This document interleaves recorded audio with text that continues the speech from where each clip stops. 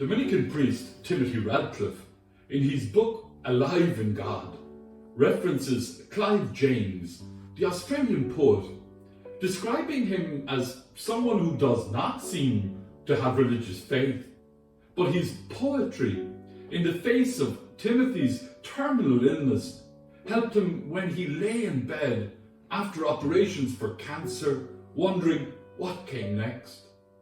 Like the early Christians in the Acts of the Apostles, who stirred lasting impressions on everyone, Clive Davies left a lasting impression on Radcliffe.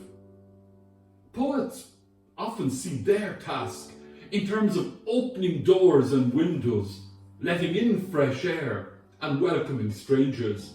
Czesław Milosz writes, "The purpose of poetry is to remind us how difficult it is to remain just one person. For our house is open, there are no keys in the doors, and invisible guests come in and out at will."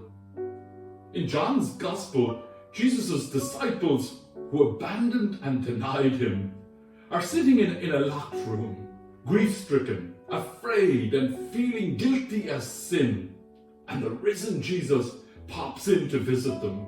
You and I would have at the very least sacked the whole lot of them, but not Jesus.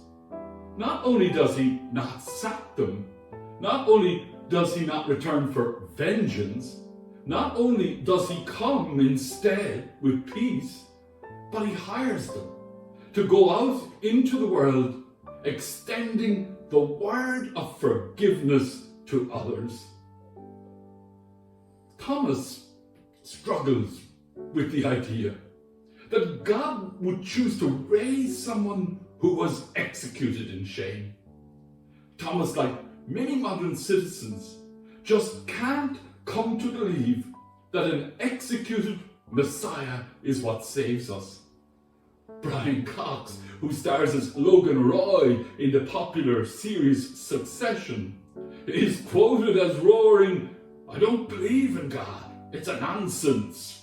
When you die, you die." Fintan O'Toole in the Irish Times, writing about the visit this week of President Joe Biden, writes that Biden has more in common with our past than present. Biden is here because he identifies passionately with a religious idea of Irishness that has lost much of its grip on the homeland.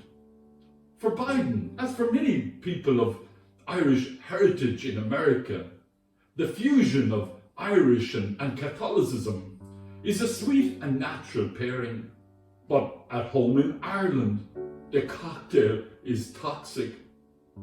Matt Rudd, a former choir boy in the Anglican Church, described it as a relief when his voice eventually broke and atheism soon followed. Rudd admits that the only problem with atheism is that it is just as terrifying as religion. Because if there isn't life after death, what is there? Nothing. Absolutely nothing for absolutely ever. That is perfectly fine to live with when you're young. Death is still a lifetime away, and a lifetime feels like eternity.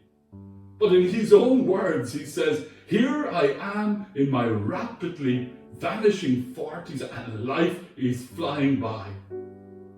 These days, Rod goes to church, now and again, because the vicar is charming, and it's quite enjoyable to sing some hymns and wish your parishioners well. He adds, "This Easter, there will be a whole bit on how Jesus came back from the dead, and I will struggle not to roll my eyes, but then there will be prayers, and I'll close my eyes and count my blessings and think about the good things in life. And besides, the one thought I've clung to through all this spiritual flip-flopping is that this can't be it.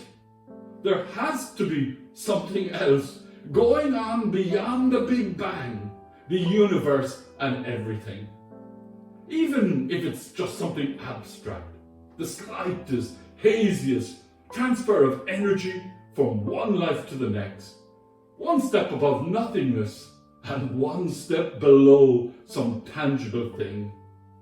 David Badia, who is Jewish, writes, "I'm an atheist who knows what religion means, how it comforts and sustains and tells us key stories about ourselves without the necessity of literal truth.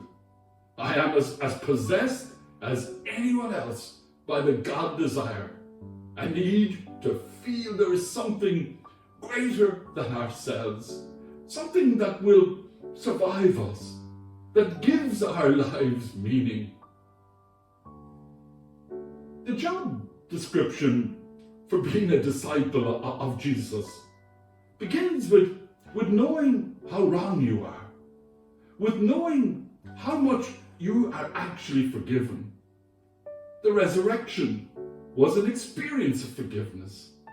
Pope Francis writes that mercy is the force that reawakens us to a new life. It is true that the church is ailing, but it's also part of our DNA.